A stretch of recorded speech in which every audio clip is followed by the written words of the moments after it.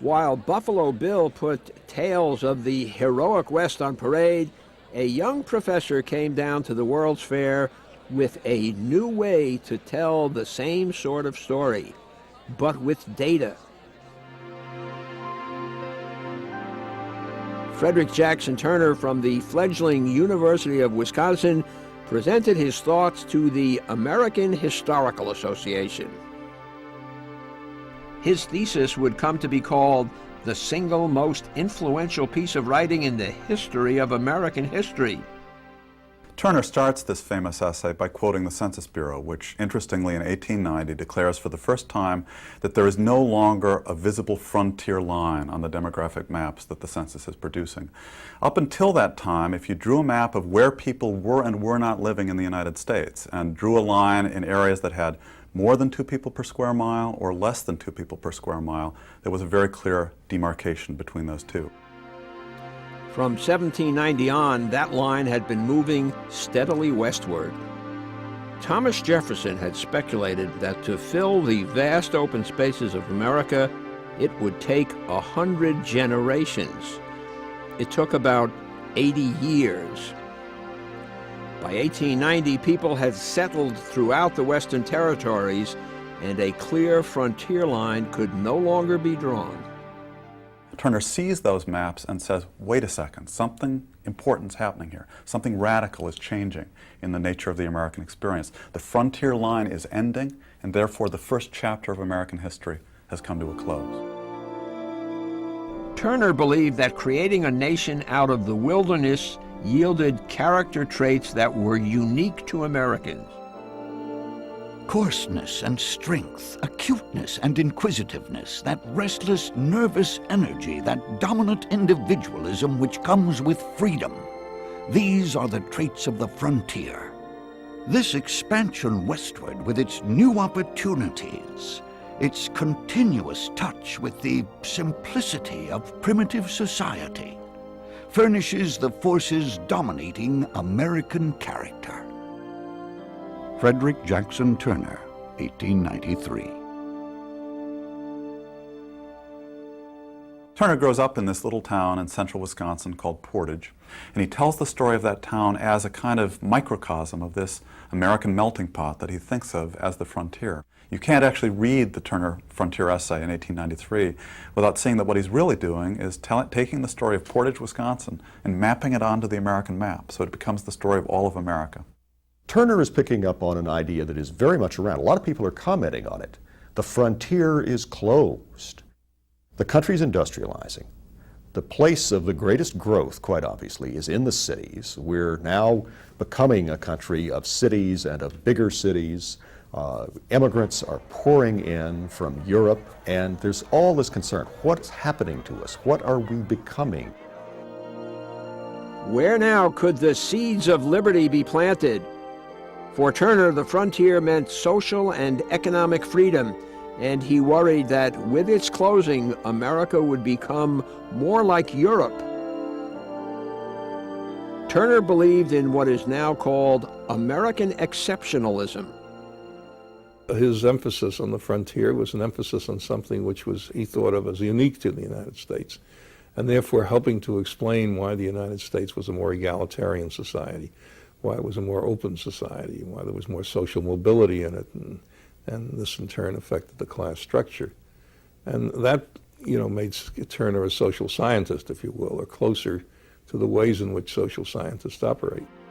Turner is important not just for what he said about America, but for the way he told the story.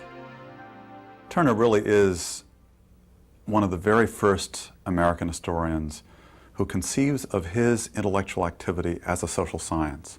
He really does think of history as a problem-solving activity, not a storytelling activity. And so he draws from all sorts of sciences, natural and social, that are going on around him. And maybe one of the biggest influences on Turner is geography. He's in love with maps, and the application of maps as statistical tools, as a way not just of depicting information, but of analyzing information, is the heart of what Turner is about. There was more information to analyze than ever before, The 1890 census that so influenced Turner asked more questions than any other before that time or since. Measurement magnified the impact that the infant social sciences would have on American life. Data would be at the core of the first measured century. Turner is one of a new group of historians that emerges at the end of the 19th century, early 20th century, who are vocal advocates for something that they call the new history. And that new history has a couple of characteristics. One is it is far more committed than any prior body of historical scholarship to social science analysis. It tries to use statistics. It uses the kind of data that historians had not used much up until that time in order to gain new insights and make new arguments. And then the other strand of the new history is those new insights, those new arguments, are pointed toward political interventions, very explicit political interventions, to say history can make a difference to policy. We can change the way we govern this country by using data in new ways.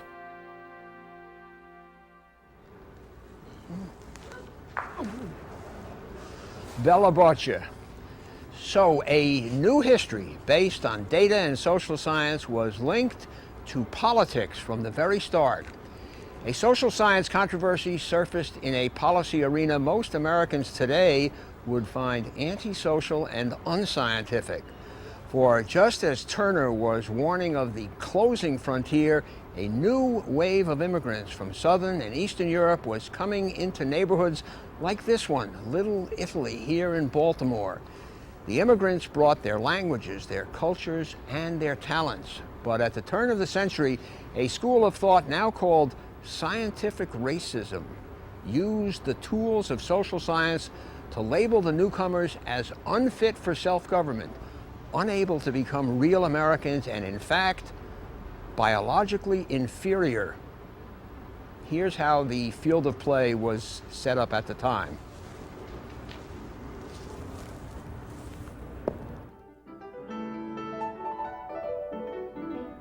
In January of 1892, the government opened a special building on Ellis Island to handle the massive numbers of new arrivals to the United States. Throughout the early 1800s, immigration rose and fell with the famines and wars of Europe. But starting at about 1880, there began an extraordinary migration on a scale unheard of before or since. By 1930, more than 28 million people immigrated to the United States.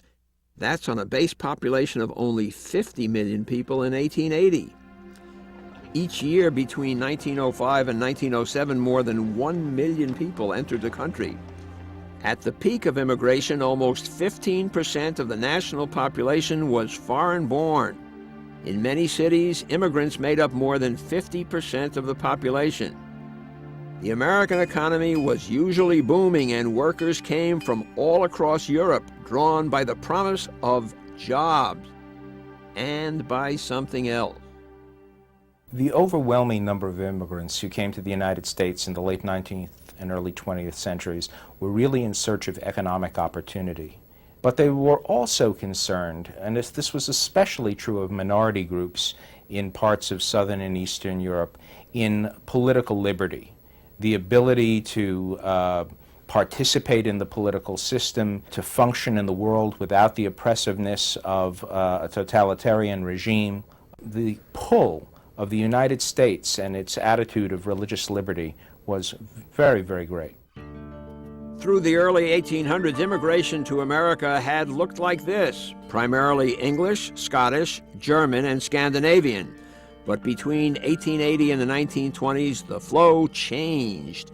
Eastern and Southern Europeans made the move to America in record numbers. Unlike the Scandinavian and German immigrant farmers of the 19th century, the new immigrants clustered in the cities. That's where the jobs were. Between 1880 and 1920, the cities expanded at a previously unimaginable pace. New York grew by more than 300%, Chicago 400%, Detroit 700%, and the real blockbusters were out west. Los Angeles grew by over 1,000% from a mere 50,000 people in 1890 to over 500,000 in just 30 years. These newcomers were often described by what they were not Protestant, not English-speaking, not skilled, not educated, and not liked. The newly arrived immigrants found themselves in a hostile and alien environment, in its way similar to the frontier described earlier by Frederick Jackson Turner. For so many of these immigrants from Europe, they're coming from small cities or small towns, peasant villages, the shtetls of the Pale. They're hopscotching 2 or 3 centuries of history. Or, they're coming immediately into a strange new world. Could the new immigrants adapt to life in America? Many learned men thought not, including Turner. It is obvious that the replacement of the German and English immigration by Southern Italians, Poles, Russian Jews, and Slovaks is a loss to the social organism of the United States. The congestion of foreigners in localities in our great cities, the increase in crime and pauperism attributable to the poorer elements, all these are presented by this transformation of our immigration. Frederick Jackson Turner, 1901. And Turner, it turned out, was a softy. Another prominent social scientist, Francis Walker, a superintendent of the census and later president of MIT, had this to say. The entrance of such vast masses of peasantry, degraded below our utmost conceptions, is a matter which no intelligent patriot can look upon without the gravest apprehension and alarm. They are beaten men from beaten races. They have none of the ideas and aptitudes such as belong to those who are descended from the tribes that met under the oak trees of old Germany to make laws and choose chiefs. Francis Walker, 1896. Good old democratic Germany. We've come to think of race in this country almost entirely in the binary terms of black and white. But at the turn of the century, there were upwards of 36 in some schemes, 75 in other schemes, races. And the largest difference being the divisions within what we now think of as being one white race. One scientist named William Ripley, believe it or not, identified a hierarchy of 3 fundamental white racial types in Europe by measuring head shape: the long-headed blonde Teutonic type, the short-headed brunette Alpine, and the long-headed dark Mediterranean, the Jews, Italians, Slavs, and Greeks. Surprised, the new immigrants from Eastern and Southern Europe were ranked at the bottom of the scale. This was the age of science, and science in this time, social science as well as physical science, measuring everything from heads to leg length to nose size, was used to bolster discrimination. Now, in the United States, there was an increasing attention to eugenics, the belief that you could improve the human condition and improve human stock by careful breeding. Improving the American breeding stock was the goal of a Chicago biologist named Charles Davenport. In 1910, with a grant from, of all places, the Carnegie Foundation, he established the Eugenics Record Office. The population of the United States will, on account of the great influx of blood from southeastern Europe, rapidly become darker in pigmentation, smaller in stature, more given to crimes of larceny, kidnapping, assault, murder, rape, and sex immorality. And the ratio of insanity in the population will rapidly increase. Charles Davenport, 1911.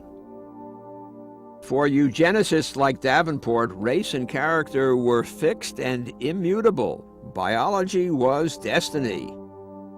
No matter how much philanthropy, no matter how much education, no matter how much learning and pulling oneself up by the bootstrap, they were confounded to some sort of state of inferiority. Leading the opposition to this nativist view was a German Jewish immigrant who got his start in one of the coldest places on Earth. In 1883, a young scientist named Franz Boas traveled to Baffin Island in the Arctic Circle. While studying Eskimo customs, Boas began to develop one of the most important concepts in modern anthropology. At the time, tribal groups like the Eskimo were considered primitive and uncivilized. Northern European society was seen as the pinnacle of evolution, culturally, racially, and biologically. Boas wrote in his diary, I often ask myself what advantages our good society possesses over the savages. The more I see of their customs, the more I realize that we have no right to look down on them. The idea of a cultured individual is merely relative. In 1896, Franz Boas became one of the first professors of anthropology at Columbia University. Franz Boas is affectionately known as the father of American anthropology. He has made a number of contributions. The first is delinking race from language and culture and making persuasive arguments that people and cultures do not go from savage, barbarian to civilized. Cultures are not better nor worse than any others. They're just equally complex and equally important on their own merits. In 1907, Boas began an intensive study of close to 18,000 children of European immigrants. The results were published as Changes in Bodily Form, part of a 42-volume congressional study on immigration. Boas measured height, weight, head shape, and other physical traits, all cross-tabulated by whether his subjects were born in Europe or America, and how long they had lived in America. The results showed that in just one generation, the head shapes of children of long-skulled Nordic immigrants and those of the round-headed Slavic and Jewish immigrants were quickly becoming more like each other. In effect, once in an American environment eating an American diet, the children were physically becoming more like American children. Boas was actually at a loss of words to really explain this, but he was demonstrating that the actual shape of people's bodies changed in the environment of the United States, which was actually quite profound. And what that implies is that the hereditarians have it completely wrong. I mean, they're talking about immutable types. They're talking about unshakable characterology. They're talking about a kind of being, a racial being that's etched in stone that will never change. And he's saying, well, look right before your eyes, right here, among these throngs that you're so worried about here in the New World, we can see changes, and quite rapid ones at that. Throughout his life, Boas continued to argue that environment played a key role in shaping individuals. But eugenicists turned to another way of sorting out the races. In the early 1900s, the American scientist H. Goddard was in the vanguard of those promoting the newly invented intelligence quotient, the IQ test. Goddard outlined a scale of feeble-minded intelligence. At the very bottom were the idiots, barely able to function.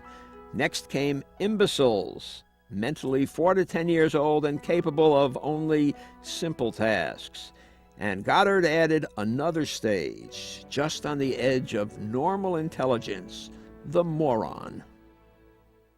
The thing that made morons, in Goddard's estimation, so important is that morons were thought to be functioning enough that they could actually enter society and take part in society. And they, as workers, as voters, and most importantly for Goddard, as procreators, as family members. They would be the mothers and fathers of the future generations of Americans. In 1917, America entered the First World War. Millions of young men were mobilized to join the fight. Eugenicists saw an opportunity to gather a huge test sample. Lewis Terman of Stanford University convinced the Army that IQ tests could help sort the draftees according to their mental ability. Almost 2 million soldiers took the new tests. The written or alpha test included questions about American popular culture, the brand names of products, and even the location of a university. If the draftee failed the alpha test or was unable to read, he was given the verbal beta test. He had only a few minutes to look at pictures and draw in what was missing. In looking at the intelligence tests, especially the verbal intelligence test, there was a tremendous cultural bias that was involved. Often an immigrant would be shown a picture of a tennis court and asked, "What's missing from this picture?" Well, if you were an Eastern European Jew fresh from the shtetl, you'd hardly be aware of the fact that there was a tennis net missing from the picture of the tennis court. So scientific racism itself isn't new, but what is new in this period is the level of influence that science is having on policy debates and on policy itself. Eugenicists seized on the Army IQ tests to prove to Congress that the races of Southern and Eastern Europe were a threat to the biological makeup of the nation. Henry Laughlin from the Eugenics Record Office testified before Congress that more than 75% of the new immigrants were feeble-minded. Based on such testimony, in 1924, Congress passed sweeping restrictions on immigration.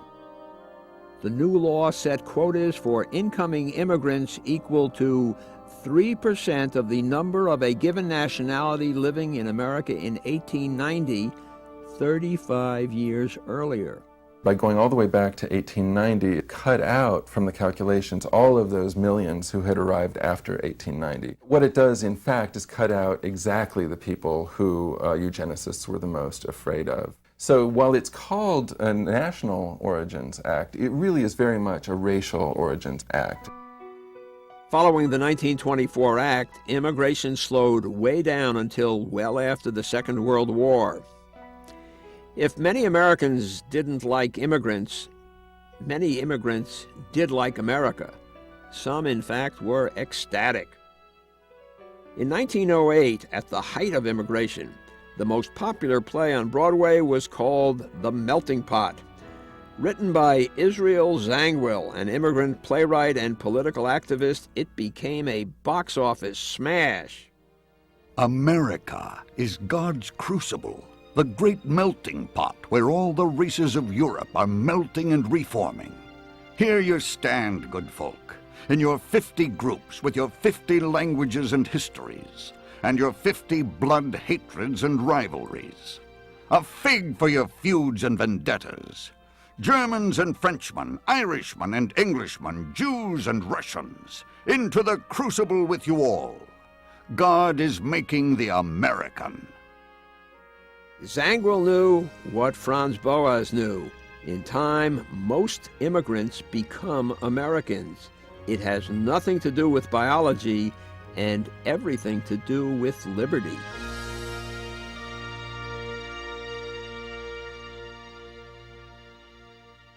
Okay, cue the babies. Smile, girls. Today, we take it for granted that kids like these will live to see their first birthday. But back in 1900, more than 1 of every 6 American infants, 1 in 6, died before the age of 1. And mothers were 100 times more likely to die in childbirth than they are today. Tuberculosis was the #1 cause of death for women. #2 was childbirth. In response to these frightening conditions, women activists rallied the nation to a campaign of reform. To make their case, they reached for the new tools of social science. We continue in Chicago, where in the shadow of the World's Fair, new immigrants were redrawing the face of the city. Between 1880 and 1900, the population of Chicago doubled and doubled again.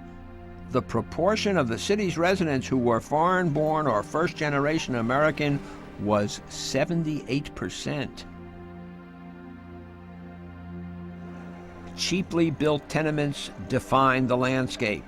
Several families often crammed into a single apartment with little sanitation, ventilation, or sunlight.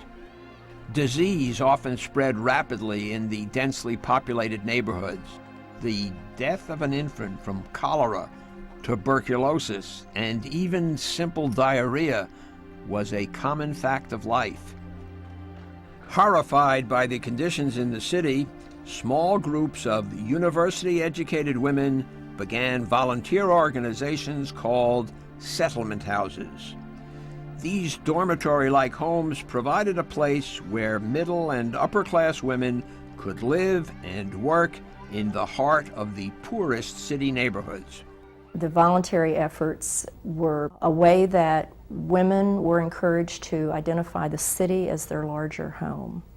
And it was a path into civic improvement and civic activity for women, because if they treated the city as a place that they were responsible for, they had to keep clean, they had to keep healthy for the benefit of their family members and the community as a family, that gave them opportunities for public actions that they didn't ordinarily have.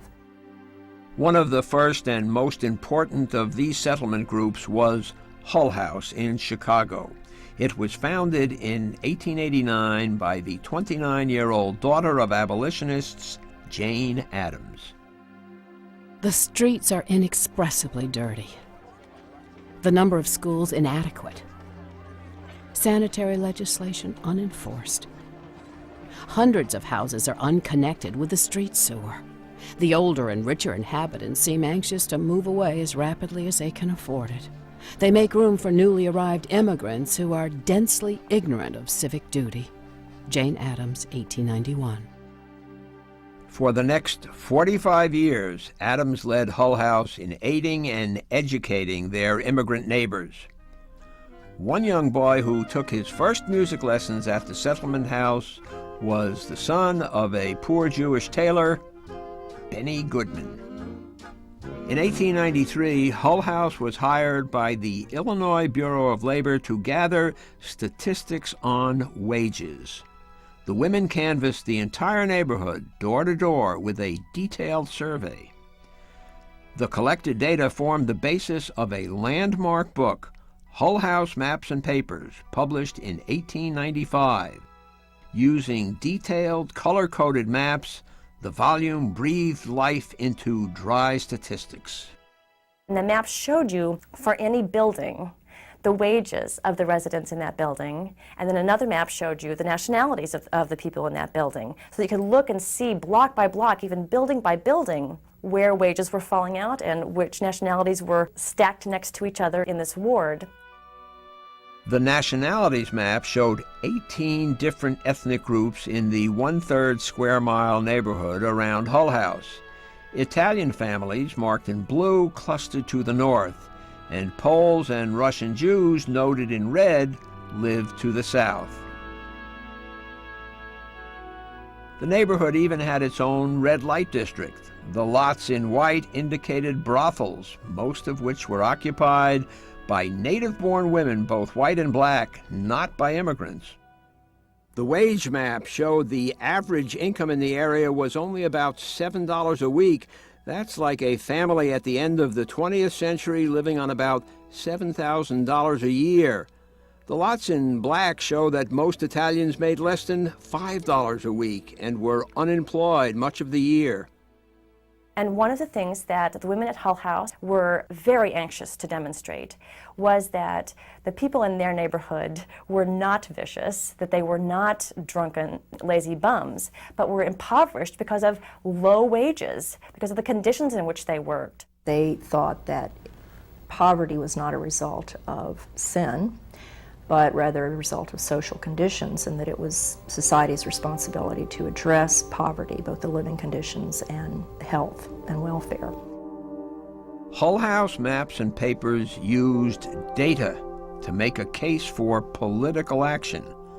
Social measurement helped turn an emotional plea into a focused argument for reform. They don't care that people should use that information to spin theories, sociological theories. They're not interested in theories. They're interested in solving social problems. And so women social scientists were continuing a tradition of sociology, of economics, of political science, of social science in general, outside of universities.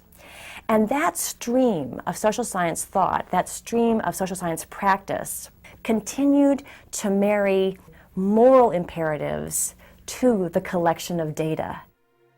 But according to some social scientists, this was not a marriage made in heaven. They said that if the new disciplines were to grow and remain credible, morality and emotion had to take a backseat to science. It was the president of the American Sociological Society who made the most passionate case against passion. Thinking must be freed from the bias of emotion.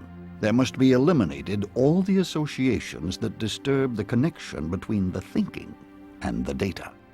William Fielding Ogburn.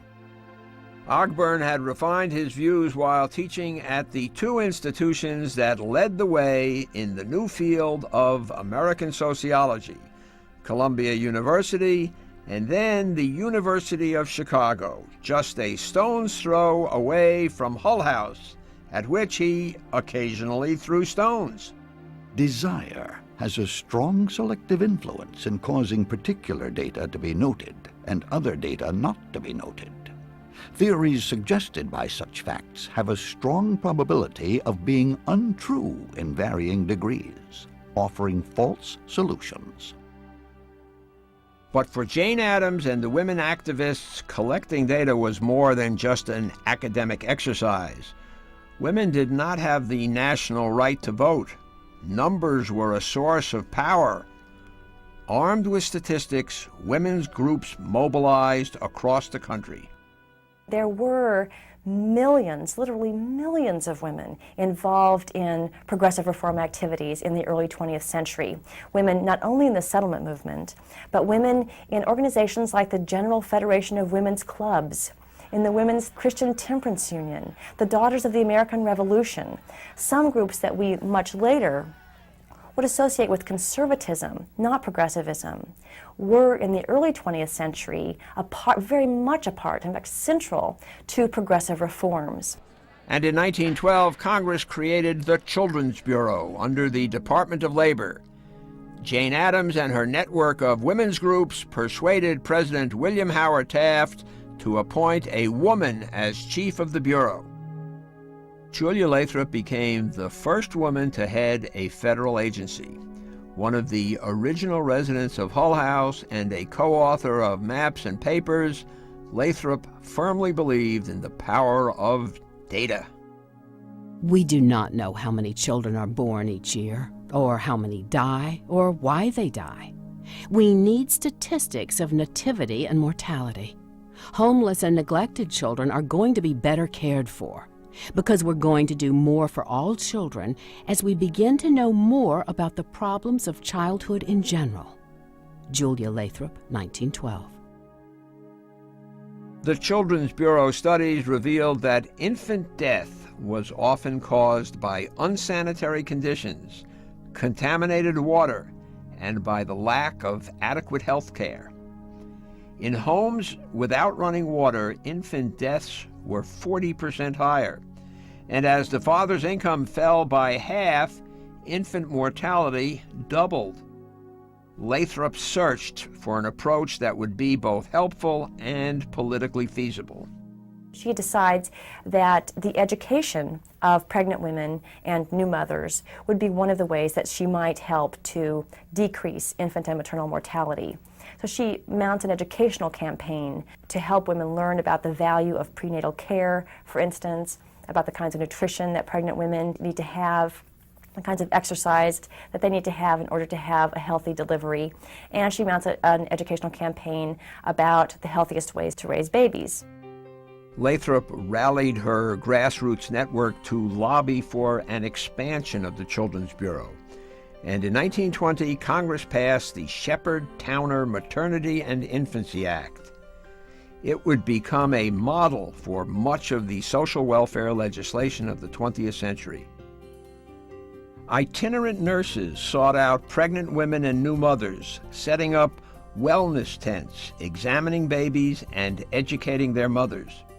Women's groups spread the gospel of cleanliness, proper feeding habits, and the need to seek out a doctor or clinic for advice. Women's club members went door to door to measure infant births and deaths and then compare the results to local records. They showed that infant mortality had previously been greatly underestimated. One of the remarkable things about Julia Lathrop's procedure was the degree to which she involved women in local organizations. She was creating a demand for the collection of statistics. She was involving grassroots people who had no training themselves in academic social science in the collection of social data, and so was giving that method a kind of authority in American life that it simply had not previously had. Social science measurement passed the test of political power. It worked. We can now look back and see what happened over the century. In 1900, for every 1,000 births, 165 babies died. By 1930, that rate had dropped by more than half, and it kept going down. By the end of the century, only 7 babies died for every 1,000 born. Over the course of the century, life expectancy at birth increased from 47 years to 76 years. A baby born at the end of the century will typically live 50% longer than an infant born in 1900. A similar trend was apparent among new mothers. In 1900, for every 100,000 births, about 850 mothers died from problems related to pregnancy and childbirth. Today, for every 100,000 births, there are 8 deaths.